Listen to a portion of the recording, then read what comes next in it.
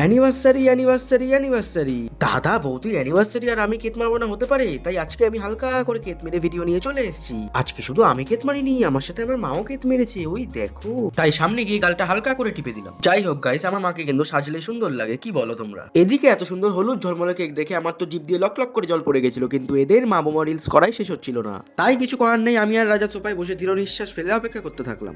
At last এতক্ষণ অপেক্ষা করার পর এদের রিলস করা শেষ হলো, তারপর সেলিব্রেশন শুরু হয়ে গেল। এখানে মোমগুলো আমার মতো অপেক্ষা করতে করতে শুকিয়ে গেছিল, তাই প্রথমে জ্বলছিল না, তারপর অ্যাট লাস্ট অনেকবার ট্রাই করার পর মোমগুলো চললো। কেকটা দেখে আমি আর থাকতে পারছি না, কেউ বুঝতেই চাইছে না সেটা। তারপর কেক কাটার পর্ব শুরু হয়ে গেল।